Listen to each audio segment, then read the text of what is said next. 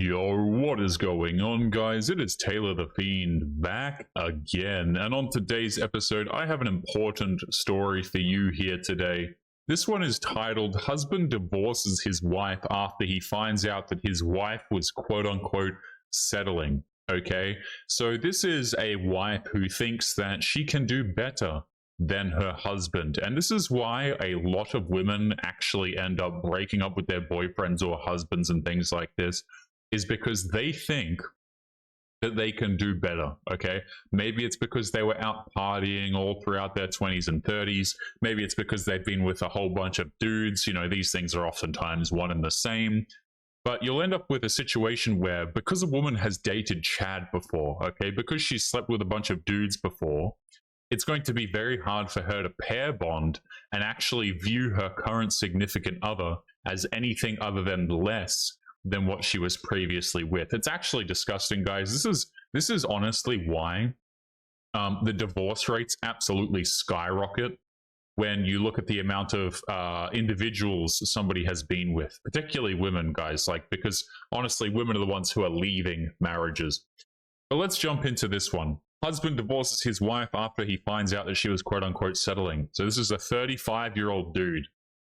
I, a 35-year-old male, thought we had a strong, loving marriage. We'd been married for 5 years, together for almost 7. So they got married in 2 years. So they got married when he was around 30, and they were together since he was 28. So married when she was 28, together since she was 26. Okay. So again, what was this woman doing between 18 and 26? This is the problem, guys, right? You start to marry these women and take these women seriously, who have been screwing around for, let's just call it 8 years. So, see how that goes. We met through mutual friends, hit it off quickly, and things just clicked. We had the same sense of humor, blah, blah, all the stuff that he thinks, you know. I thought she was the one, basically. She wasn't the kind of person to throw big emotional declarations around, but I always assumed she felt the same way about me that I did her. I wasn't naive. I knew we all have pasts, but I figured we were choosing each other for the right reasons. So this guy knows, right? Look at this. I knew we all have pasts. I wasn't naive, he said. So what does this translate to? I knew she was a 304. I knew she was with a whole bunch of dudes previously, but I married her anyway. She doesn't tell me she loves me a lot. She doesn't do these sorts of declarations, okay? But I married her despite the fact that she didn't seem so emotionally invested, and I married her despite the fact that she had been with a bunch of dudes before.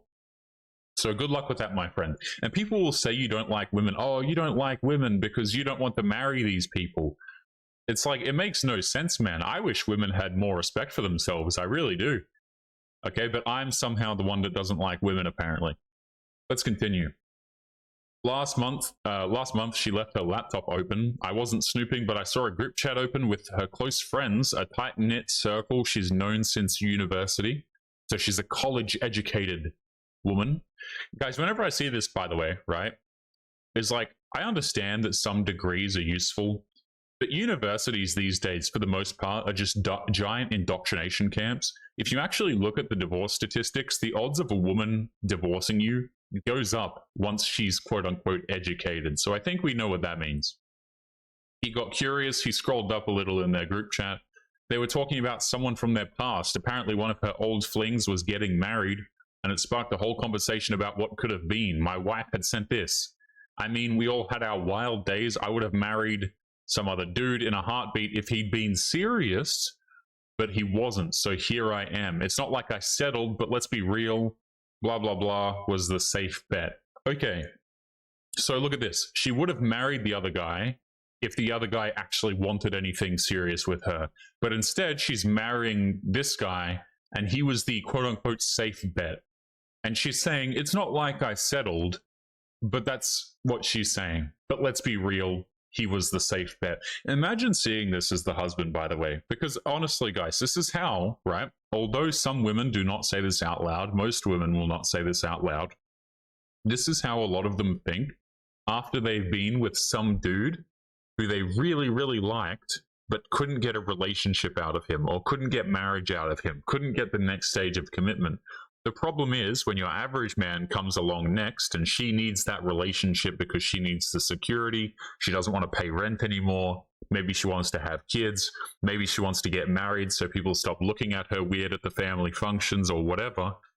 You know, the average guy pales in comparison to what she thought she could have had, so she doesn't respect him. She thinks that she deserves more, that she's quote unquote settling. Even though, right, how funny is this? Even though she couldn't even get a relationship from the previous guy anyway. So he says, I sat there staring at those words for a good 5 minutes. I wasn't angry at first. I don't know how this dude isn't angry. He's like, I wasn't angry at first. I was just numb. I didn't want to jump to conclusions, so I kept reading. My man, what do you mean jump to conclusions? You have everything you need there to make a conclusion. What are you talking about? These guys piss me off sometimes, man. You know, I didn't want to jump to any conclusions like my wife was settling, even though that's exactly what she said, so I kept reading. It makes no sense. The conversation went on. Her friends kind of danced around it. Some of them even made jokes, and she doubled down. He's a great guy, stable, kind, just not someone I ever imagined myself wanting. More like someone I knew I should be with. Guys, I am not joking when I say this. I have heard women say this crap before. I genuinely have. I have heard women get in a relationship with a dude and then sit there and say that the reason they're with the dude is because he was the one she should have gone with from the beginning because he's the safe choice. It's like, you can't make this crap up, man. I really don't think that men think like this, by the way. We really don't. Like, it takes very little to make a guy happy. And in general, men don't feel like they're settling. They really don't. It's crazy how this actually works. So this is why, by the way, I say, like, being called a great guy, being called a good man or boyfriend material is almost an insult at a certain point. Because it's just kind of like, oh, he's the naive guy who's going to give me what I want and everything's going to be fine. He's not exciting, right? He's not attractive to me, but he's stable. It's such an insult. It's a real slap in the face. It's like a backhanded compliment. For the next few days, couple of days, he acted normal, but everything felt off. He couldn't look at her the same. Every time she smiled at me, every time she reached my hand, I felt this weird sense of detachment, like I was living in someone else's life. Eventually, I brought it up and told her I'd seen the chat. She went pale. At first, she tried to spin it, said it was just harmless venting with her friends, that everyone says dumb stuff in private. She apologized, said she loved me, but didn't mean it that way.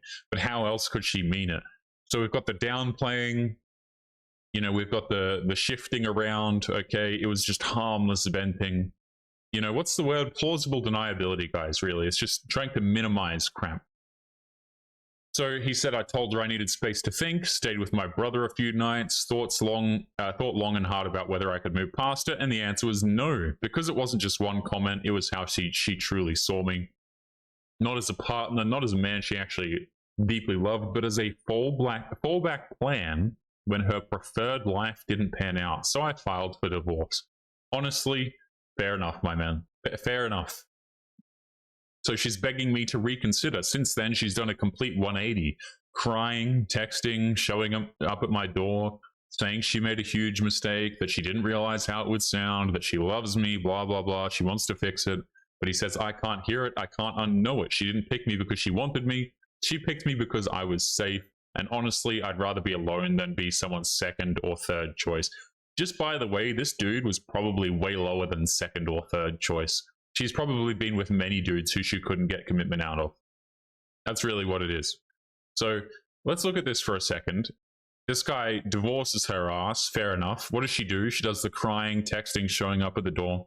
And make no mistake, the reason why she's doing this is because she doesn't want to lose her safe option, okay? She doesn't want to lose the golden goose, the guy who's providing for her despite her reckless past and all of these things.